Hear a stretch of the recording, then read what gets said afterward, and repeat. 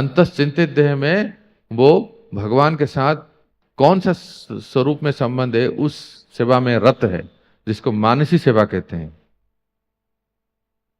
ये सब लिखा है भक्ति रसामृत सिंधु में। तो इस प्रकार से अगर हम साधना करते हैं तो राग पथ में, राग मार्ग में, फिर अंत में शरीर छूटते ही वो शरीर प्राप्त होता है। ये शरीर भौतिक, पंच भौतिक शरीर यहां से छूटता है और वो अंतश्चिंतित देह में जो जिस स्वरूप में साधक चिंतन करता है उस शरीर को प्राप्त होता है। हमारे सारे आचार्य गोस्वामी लोग सब मंजरी स्वरूप हैं और सब यही राधा दास्यम भाव में ही भजन साधन करते हैं। तो रूप गोस्वामी ललिता सखी के प्रमुख सखी असिस्टेंट वो है श्री रूप मंजरी, रति मंजरी, जो कौन है साधक स्वरूप में कौन है, बोलिए बोलिए, रूप गोस्वामी और रघुनाथ दास गोस्वामी, रूप मंजरी और रति मंजरी, और इन्हीं के ही एक असिस्टेंट सखी है चंपक मंजरी, और वो है नरोत्तम दास ठाकुर,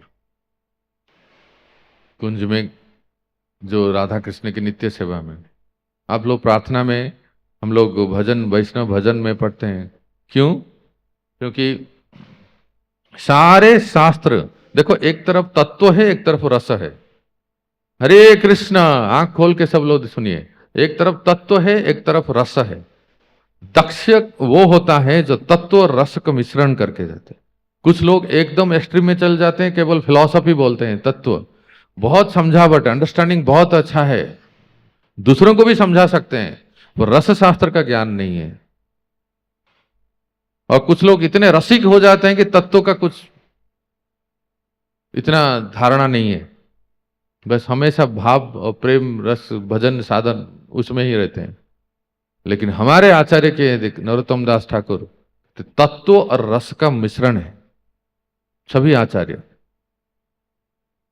इसलिए यहां बताते हैं कि नरोत्तम दास ठाकुर कहते हैं, से लीला अमृत बिने खाए यदि अन्न पाने, तबे भक्तर दुर्बल जीवन। अगर से लीला अमृत बिने, हमारा चित्त अगर भगवान के सुंदर मधुरमय गौर लीला, गोविंद लीला में निमज्जित नहीं हुआ, से लीला अमृत बिने, अगर ऐसे लीलाओं में हमारा मन चित्त निमज्जित नहीं हुआ, पर क्या किए, खाए यदि अन्न पाने, केवल पेट भरने के लिए ही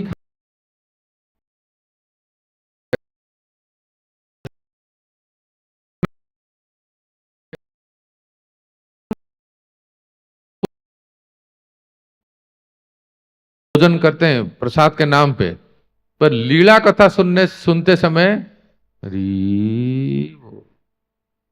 इंटरेस्ट नहीं आता है। से लीला अमृत बिने खाए यदि अन्न पाने, हम भोजन करते हैं राम नाम में, आलसी भोजन में होशियार। गोस्वामी जी कहते हैं,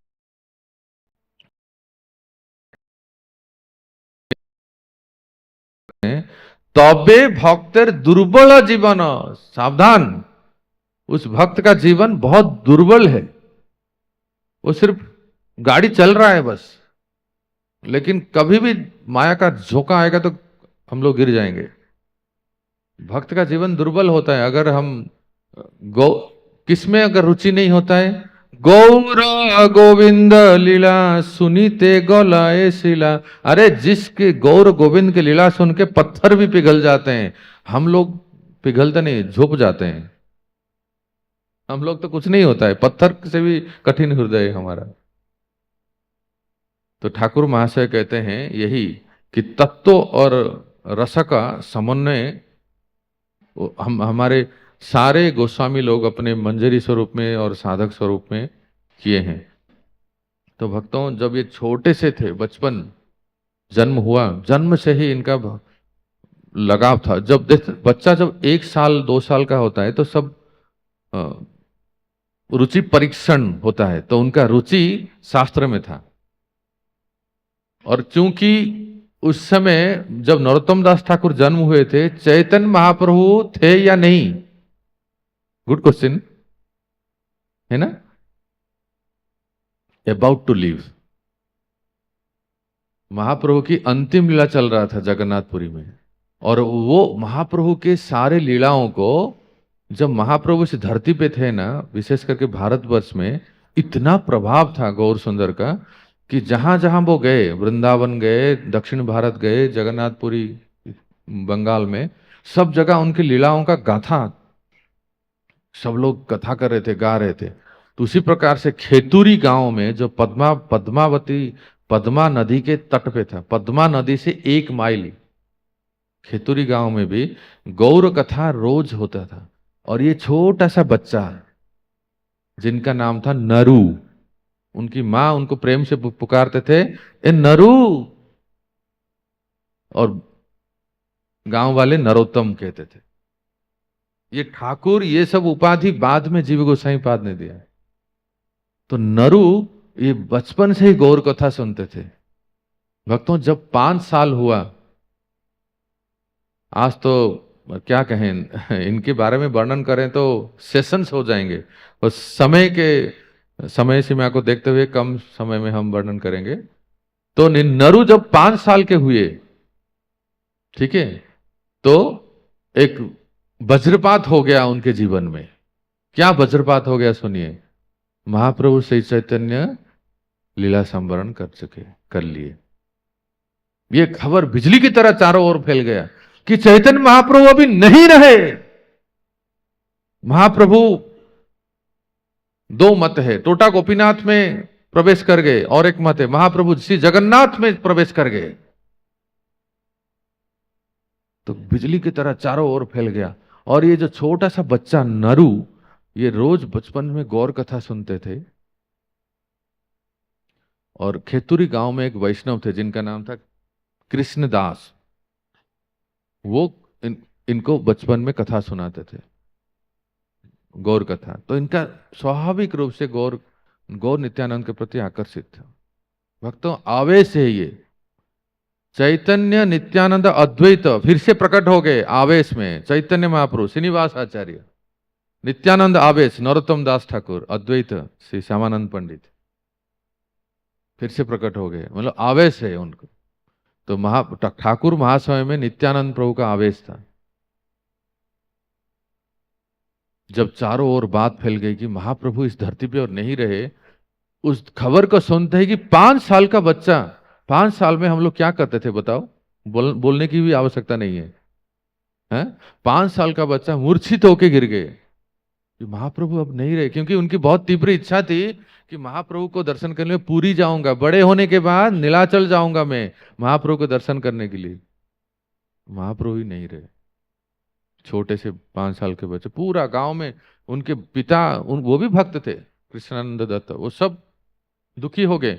पर भक्तों, दुखी होके मूर्छित होना तब संभव है जिसका उससे प्रेम जितना गहरा है। उनके माता पिता भी सुने कि महाप्रभु अब नहीं रहे, पर छोटे से नरू जब सुने तो मूर्छित हो गए, गिर गए। एक दिन तक जो अष्टप्रहर 24 घंटा तक नरू और होश नहीं आया, बिल्कुल मूर्छित है वो। कृष्णदास जो उनको कथा सुनाते थे, उनके माता पिता बुलाए, अरे इस बच्चे को उठाओ, क्या हो गया, इतना मूर्छित हो गया कि अभी तक उनका होश नहीं आ रहा है। तुम जो कृष्णदास उनको कथा सुनाते थे, वो आके कीर्तन करने लगे, गौर नित्यानंद के कीर्तन करने लगे। जब वो कीर्तन किए तब इस बच्चे का होश आया, और उनको सांत्वना देने के लिए वो कृष्णदास क्या बोले, बेटा नरू, भगवान कभी देहांत होते हैं क्या? ना ना ना ना, कहां चले गए तुम इतने मर्माहत हो रहे हो, गौरांग महाप्रभु कहां चले गए? ना, वो अभी भी हैं। तो नरू कहता है कि महाप्रभु हैं अभी, कहां है, कहां है? नीलाचल से नहीं है, पर वृंदावन में है। उसको सांत्वना देने के लिए इन्होंने समझाया कि वृंदावन में है, वृंदावन में अपने स्वरूप में है, वो सबको दर्शन नहीं देते हैं। कुछ कुछ लोगों को दर्शन देते हैं। एक समस्या तो अंत हुआ कि महाप्रभु हे करके सुन के उनको बहुत अच्छा लगा, पर दूसरा समस्या हो गया। दूसरी समस्या क्या हुआ कि जैसे ही नरु ने सुना कि महाप्रभु वृंदावन में है, तो हाथ पैर झटक के पीट के जमीन पे लौट के रोने लगे, माँ माँ मैं वृंदावन जाऊंगा, मैं वृंदावन जाऊंगा, मुझे महाप्रभु की दर्शन कर। कितनी लालसा है देखो, महाप्रभु को दर्शन करने के लिए कितनी लालसा है देखो। कितनी लालसा हम में होती है कि एक बार ठाकुर जी को दर्शन करने के लिए दूर से ही हाजिर दे के चले जाते हैं यहां, देखना। फिर वो फिर से उनको समझाने लगे, देखो बेटा अभी अब छोटे हो, थोड़े पढ़ लिख लो, 10th पास कर लो, बच्चे बड़े हो जाओ, उसके बाद वृंदावन जाओगे। अभी छोटे बच्चे तुम नहीं जा सकते। किसी तरह से माता पिता उनको समझाने लगे और नरु का पढ़ाई शुरू हो गई। संस्कृत के व्याकरण, न्याय, साहित्य सब पढ़ने लगे। बचपन से ही बड़े प्रखर प्रकांड विद्वान थे नरोत्तम। माता पिता के अकेले बेटे, और रोज उनके गांव में गौर कथा होती थी, तो वो सुनते थे। जितना जितना सुनते थे उनके मन में और लालसा बढ़ती थी कि कैसे मैं वृंदावन जाऊं। जब थोड़े 7-8 साल के हुए और 2-3 साल बड़े हो गए, जब जब मन होता था तो फिर से वो वृंदावन जाने की कहते। तो एक दिन रात्रि में उनको स्वप्न हुआ, करीब करीब 7-8 साल के जब हो गए, सपना देखे। सपने में नित्यानंद प्रभु आए, बिल्कुल अवधूत वेश, गौरांग शरीर और गौर वर्ण और नील वस्त्र पहने हैं। नित्यानंद प्रभु सपने में आ गए और कहने लगे, नरोत्तम कल सुबह किसी सैनिक, गार्ड्स, अंगरक्षक को साथ लिए बिना अकेले पद्मा नदी में जाओ और वहां स्नान करना। इतना सुनते ही अगले दिन सुबह किसी को बताए नहीं, और नारू जो है निकल पड़े पद्मा नदी में। उनके गांव के पास ही पद्मा नदी बहती थी स्नान करने के लिए। और जैसे ही उन्होंने नदी में प्रवेश किया, नदी में उफान आ गया। एक तो उफान आ गया, दूसरा उन्होंने देखा कि लगा किस कोई मेरे शरीर में प्रवेश कर गया। उनको लगा कि मेरे शरीर में कोई प्रवेश कर रहा है, और उन्होंने डुबकी लगाया पानी में। और जैसे ही पानी में डुबकी लगा के ऊपर उठे, उनका शरीर का रंग बदल गया। कितने सांवले स्वरूप में थे, अभी बिल्कुल गौर वर्ण हो गए। लगा कि जैसे गौरंग, बोलिए गौरंग।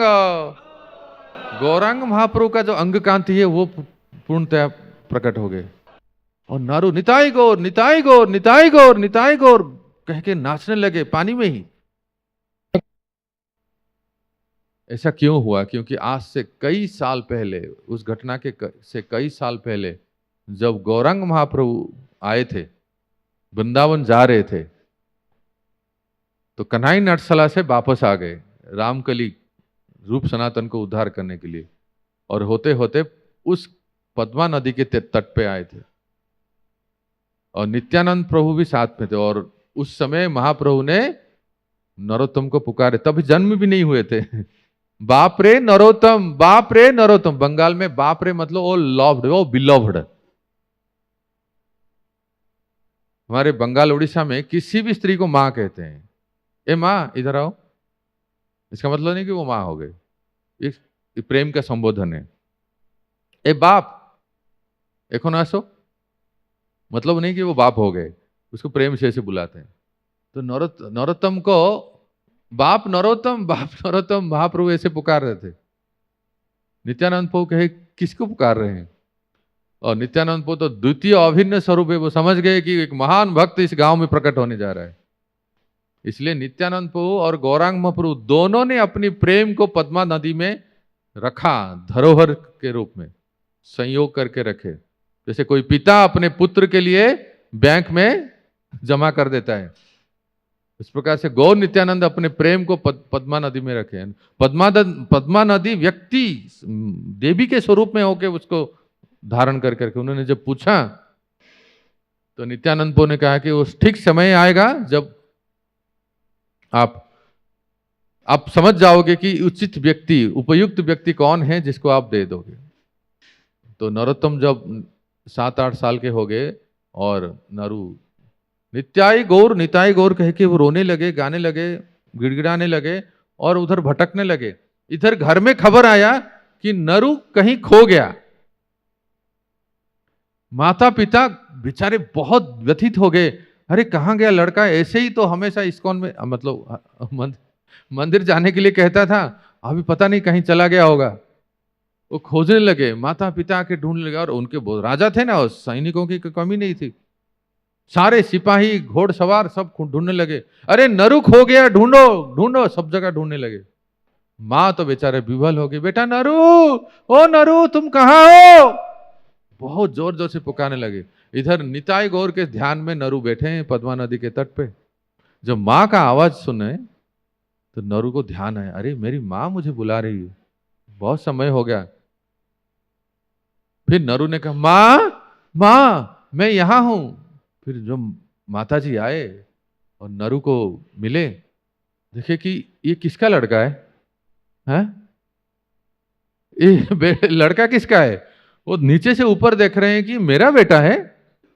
बाजू में बाजूबंद, हाथों में बाजूबंद पहने, राजकुमार है ना, सोने पहने, कान के कुंडल पहने, सेम कुंडल, सेम बाजूबंद, सेम पगड़ी, सेम धोती, पर रंग बदल गया, सांवले से गोरे हो गए थे। तो मां ने कहा कि कौन हो तुम? नारू ने कहा, मां तुम मुझे नहीं, मैं तुम्हारा ही बेटा हूं। तब पूरी घटना बताई, कल रात को मैंने सपना देखा और मैं जब इस नदी में आज स्नान करने आया कि मेरा रूप रंग बदल गया और पता नहीं मुझे कुछ हो गया। माँ अब तो हो गया, मैं बड़ा हो गया हूं, मैं वृंदावन जाऊं, अब छोड़ दो मुझे, मैं घर में रहना नहीं चाहता हूं। माँ मैं वृंदावन जाना चाहता हूं, मुझे महाप्रभु से मिलना है। किसी तरह से समझा बुझा के वो लेके आए और रोज गौर कथा सुनते थे, रोज गौर कथा सुनते थे। तो गौर कथा में क्या सुनते थे? रघुनाथ दास गोस्वामी ने कैसे घर छोड़ा। हाँ, परंपरा है ना। गौर कथा में ये सुने कि रघुनाथ दास गोस्वामी ने कैसे घर छोड़े। तो नरोत्तम दास ठाकुर के मन में विचार आ गया, अच्छा ये तरकीब है। वो भी राजकुमार जैसे थे, बड़े जमींदार के बेटे थे। जब वो कथा में ऐसे सुनते थे तो उनके मन में विचार आया कि अभी ज्यादा उतावला नहीं होना चाहिए, थोड़ा सा धीरज धारण करके और कुछ वर्ष रहना चाहिए। माता पिता को विश्वास दिलाना चाहिए कि वास्तव में मैं आपका बेटा हूं और मैं यहाँ आपके साथ हमेशा के लिए रहूंगा। बरोबर समय की प्रतीक्षा कर रहे थे। कृष्णानंद दत्त के एक भाई थे, उनका एक बेटा संतोष अर्थात नरोत्तम के कजिन, वो नरोत्तम से बहुत प्रेम करते थे, अपने बड़े भाई से। एक दिन की बात है, मुसलमान शासन था उस समय, यवनों का शासन था। तो टैक्स देने के लिए, कर देने के लिए हर बार इनके पिता और सब उनके साथी लोग सब जाते थे। कुछ ऐसा कुछ समय आया, कुछ घटना हुआ जिसके वजह से उनके पिता उस दिन नहीं जाए। और नरोत्तम तभी 12 साल का, 12 साल नहीं, उससे भी 14 साल के ऐसे हो चुके थे। वो जानबूझ के अपने घर में सब कुछ काम करते थे, अभिनय जैसा करते थे कि उचित समय आने के बाद मैं महाप्रभु को देख। ये माता पिता तो छोड़ने वाले नहीं है वास्तव में। जो भी भक्त यहाँ मंदिर में फुल टाइम ज्वाइन होते हैं, कोई भी माता पिता अपने स्वयं से नहीं छोड़ते हैं ऐसे, हमें राइट, बहुत संघर्ष करना पड़ता है। कोई भी नहीं कहता जाओ मेरे पुत्र को ले लो, बहुत रेयर होते हैं, कम होते हैं। नहीं तो एक्शन स्टेप खुद को ही लेना होता है। परंपरा है, रघुनाथ दास गोस्वामी, महाप्रभु श्री चैतन्य दास गोस्वामी और नरोत्तम दास ठाकुर कहे, पिताजी आज मैं जाता हूं कर देने के लिए, आप निश्चिंत रहिए। ओके ठीक है, तुम जाओगे, पर तुम अकेले कैसे जाओगे? तुम्हारी सुरक्षा में कुछ गार्ड्स भेजते हैं। नहीं जरूरत नहीं, मैं अकेला दे दूंगा, और आपको अगर लगता है तो कुछ अंगरक्षक भेज दीजिए। तो 2, 4, 5, 10 अंगरक्षक गार्ड्स जो है सिक्योरिटी को लेके नरोत्तम दास ठाकुर, नरोत्तम अभी तो बने नहीं ठाकुर, गए। टैक्स देने के लिए, कर। तो ये एक बहाना था, ऐसा मौका और कब मिलेगा है ना। तो कर तो दे दिए उस मुसलमान डीएम को, डिस्ट्रिक्ट मजिस्ट्रेट जो भी कहिए, उसको काजी को दे दिए कर, और उनको बिना बताए, जितने गार्ड थे अंगरक्षक थे, बिना बताए भागे। अब समय मौका मिल गया भागने का, बस भागे। और ये लोग प्रतीक्षा कर रहे हैं राजकुमार कब आएंगे, घंटा 2 घंटा 4 घंटा, इतना जब समय बीत गया, वो कहां गए। तो उन्होंने कहा कि वो तो कर दे दिया और वो चले गए, कब का चले गए। अब तो पूरी तरह से गांव में बात फैल गया, नरू भाग गया, नरू भाग गया। माता पिता रोते बिलखते, सैकड़ों घोड़सवार, कोई कमी नहीं थी ना, सारे दिशाओं में भेजने लगे कि कुछ जगन्नाथपुरी की तरफ जाओ, कुछ वृंदावन के रास्ते में जाओ, जहां भी जाएंगे मेरे बेटा को पकड़ के लाओ। लेकिन नरू अब की बार नहीं आने वाले थे। ये जो चुंबक है ना भक्तों, जिसका नाम है गौरांग जिसको आकर्षित करता है, और एक जिसका चित्त एक बार गौरांग महाप्रभु के चरणों में लग जाता है, कौन सा ऐसा वेड़ी, कौन सा ऐसा जंजीर उसको रोक सकता है। हाँ? मेन रोड में नहीं गए नरोत्तम, ग्रैंड रोड में नहीं गए, जंगल के रास्ते से गए। उनको पता था, कथा सुने हैं, महाप्रभु जिस रास्ते से वृंदावन गए थे, रघुनाथ दास गोस्वामी जिस रास्ते से वृंदावन गए थे, उसी रास्ते से, जंगल के रास्ते से, ना खाए ना पिए, खाने का कोई होश नहीं, पीने का कुछ ठिकाना नहीं, कहाँ रहेंगे। रात रात तो ऐसे बिना खाए पिए चले गए, चलते गए चलते गए चलते गए चलते गए चलते गए, बहुत दूर चल गए। रात को कभी मिला तो मिला, नहीं तो नहीं मिला। उनकी स्थिति को देख के साक्षात महाप्रभु को दया आ गई। एक ब्राह्मण के रूप में एक एक एक ब्राह्मण आते हैं और उनको थोड़ा सा दूध देते हैं। हे नरोत्तम, आप ये थोड़ा दूध पी लो। बेचारे बहुत थके मांदे प्यासे थे, और दूध क्या था, वो अमृत था। तो दूध को पी लिए, अमृत जैसा लग रहा था। और सपने में आए, तो सपने में महाप्रभु आए थे, रूप सनातन आए सपने में, और कहे कि तुम्हें और कोई नहीं, स्वयं महाप्रभु ब्राह्मण के रूप में आके दूध दिए थे, इसलिए तुम बस एक लक्ष्य से उत्तर प्रदेश की तरफ भागो, मथुरा वृंदावन की तरफ। और जब सांत्वना मिल गया नरोत्तम को, और बस चलते गए चलते, बहुत बहुत बहुत बहुत दिन बीत गया। जब भी कोई सबसे पहले वृंदावन आता है, उसको वहीं आना चाहिए जहां महाप्रभु श्री चैतन्य आए थे, विश्राम घाट। याद कीजिए, कितने लोगों ने देखा है विश्राम घाट, याद करो। विश्राम घाट, जब भी मथुरा आते हो सबसे पहले विश्राम घाट जाना चाहिए। विश्राम घाट वो स्थान है जहां ठाकुर जी विश्राम किए थे कंस को वध करने के बाद। और श्री चैतन्य महाप्रभु जब पहली बार ब्रजमंडल में आए, मथुरा द्वारकाधीश का मंदिर है ना, विश्राम घाट में आए, तो नरोत्तम दास ठाकुर भी विश्राम घाट में आए। जीव गोस्वामी को पता चला, सब इंटरकनेक्शन है ना सबको बिना कोई व्हाट्सएप सोशल मीडिया सबको खबर पता चल जाता है। जीव गोस्वामी ने कुछ भक्तों को भेजा, हमारा एक प्यारा भक्त आया है, विश्राम घाट में विश्राम कर रहे हैं, उनको लेके आइए, वृंदावन लेके आइए। ये बिना खाए पिए सोए, फटे पुराने कपड़े नरोत्तम विश्राम घाट में आचमन करके लेटे हैं। ये पुकार रहे हैं, ये तो कभी जानते नहीं, ऐसा नहीं था कि उस समय फोटो भेज देते, हाँ प्रभु जी गए हैं, रिसीव कर लो। राजकुमार नरोत्तम, राजकुमार नरोत्तम कौन है, कोई है यहाँ राजकुमार। नरोत्तम बोले, राजकुमार नरोत्तम, ये तो और छिप गए, कहीं पिताजी के सैनिक ना आ गए राजकुमार कौन जान, मुझे यहाँ राजकुमार करके कौन पुकार रहा है। वो और छुप गए। फिर बाद में देखे कि नहीं, ये तो सैनिक नहीं है, कोई वैष्णव लग रहे हैं। फिर सामने आके बोले, हाँ बताइए दासोस्मी, आप ही नरोत्तम, जीव गोसाई पाद ने आपको बुलाए हैं, न्योता दिया, निमंत्रण। ओहो क्या कहना, नरोत्तम दास ठाकुर के तो फूले ना समाये।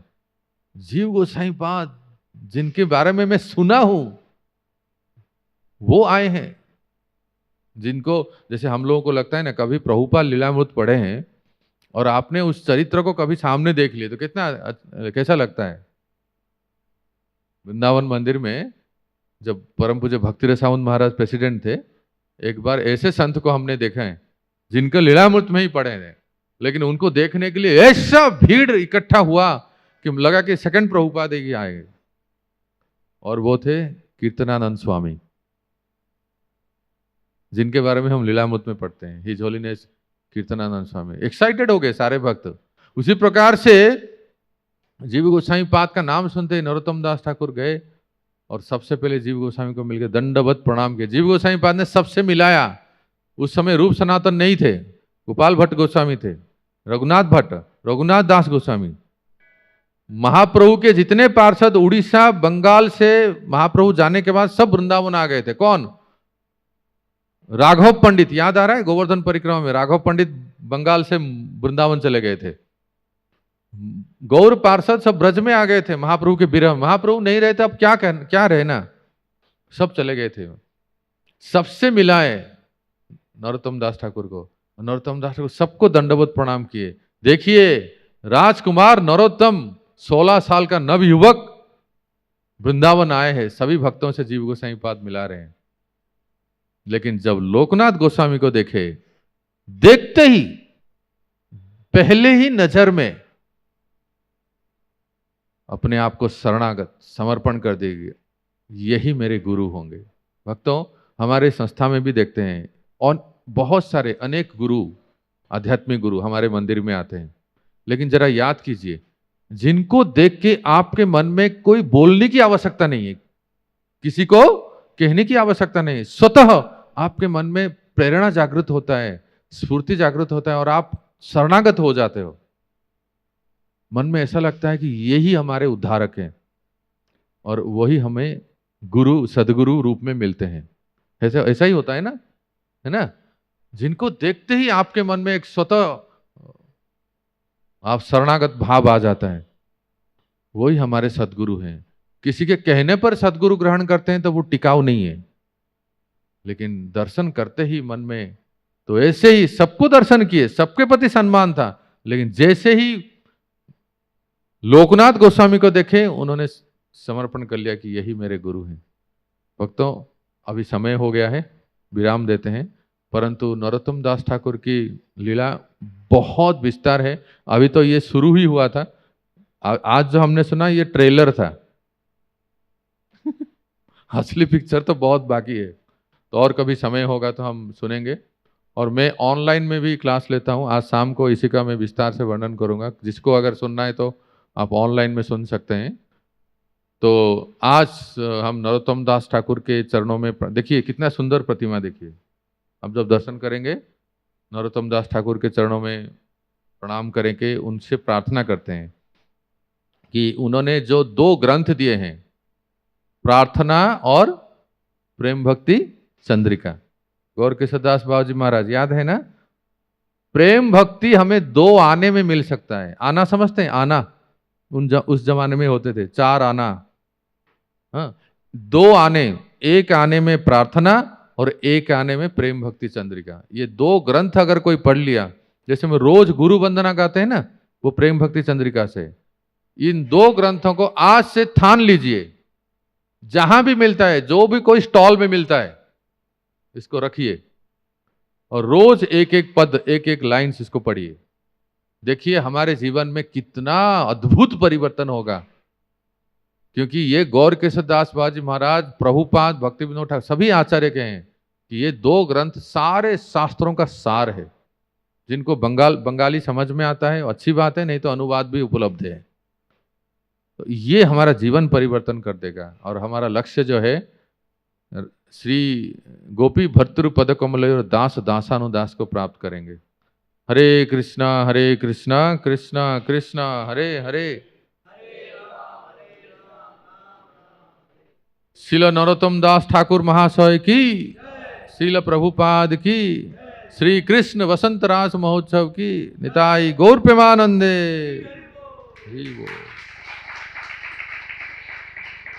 हरे कृष्ण।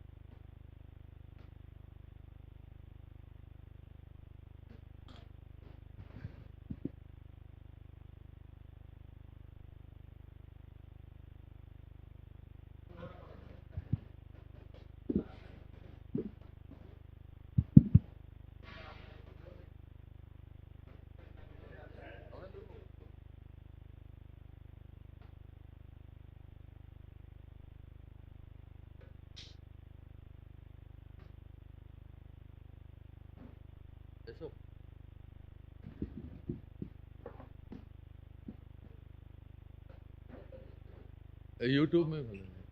हाँ।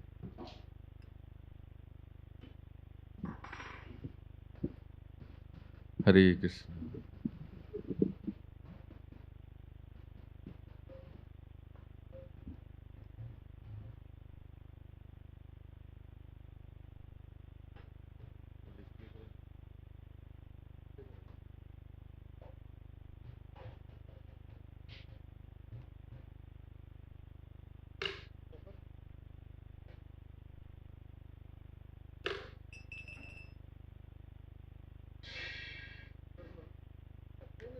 बंद पड़ जाते।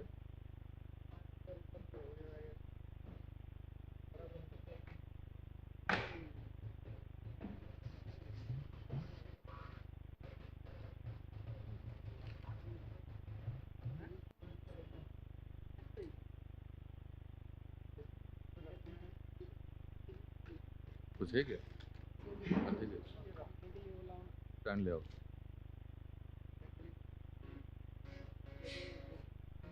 तो भागवत स्टैंड ले आओ, भागवत स्टैंड।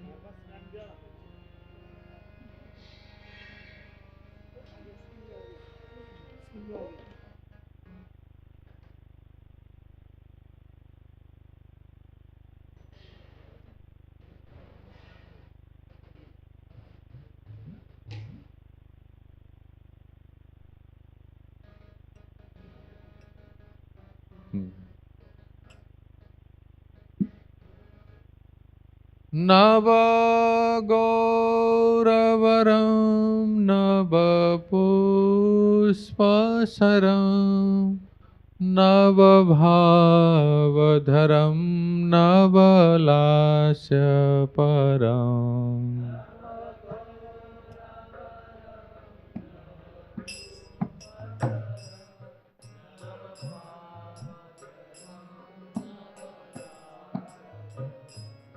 नव गौरवरं नव पुष्पसरं नव भावधरं नवलास्यपरम्।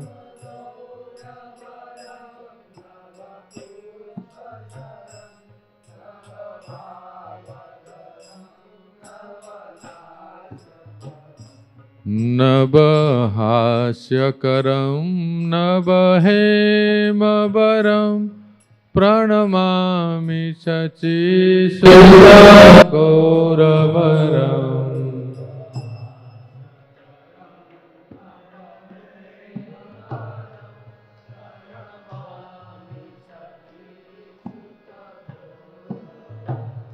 नवहास्यकरं नवहेमवरं प्रणमामि शचीसुतगौरवरम्।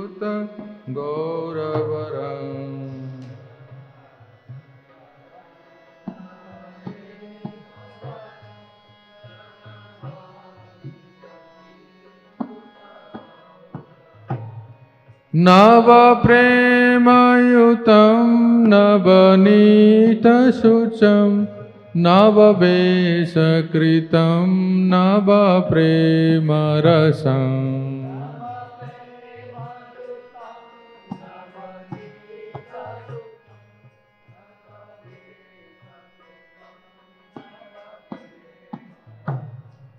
नवधा विलसत्सुधप्रेममयं प्रणमामि शचीसुतगौरवरम्।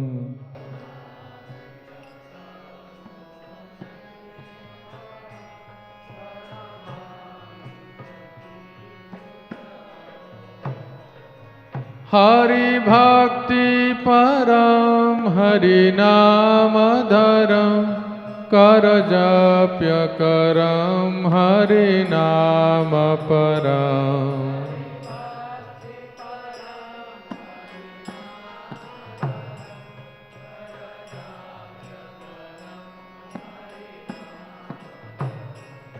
नयने सततं प्रणयाश्रुधरं प्रणमामि शचीसुतगौरवरम्।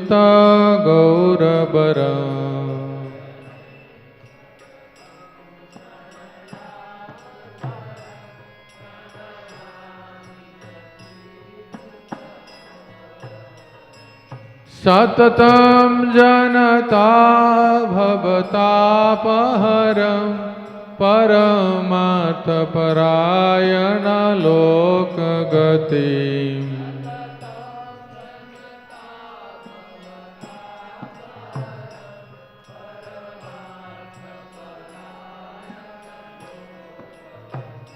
न बलेहकरं जगतापहरं प्रणमामि शचीसुत गौरवरम्।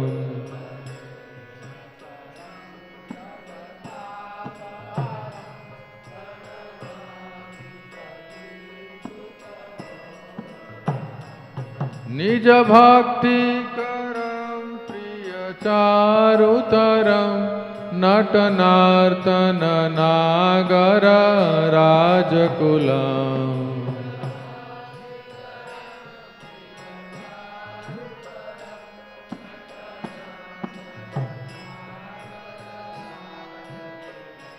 कुलकामिनी मानसलास्यकरं प्रणमामि शचीसुत गौरवरम्।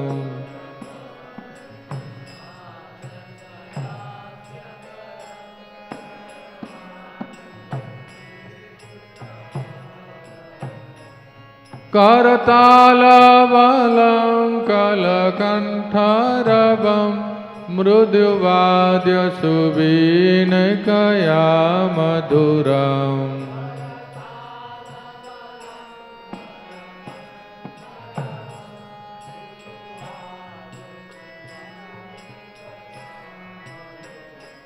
निज भक्ति गुणावृतनाट्यकरं प्रणमामि शचीसुत गौरवरम्।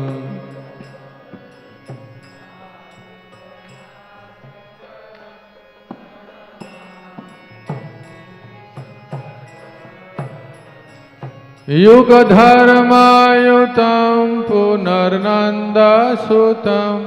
धरणी सुचित्रं भवभावोचितम्।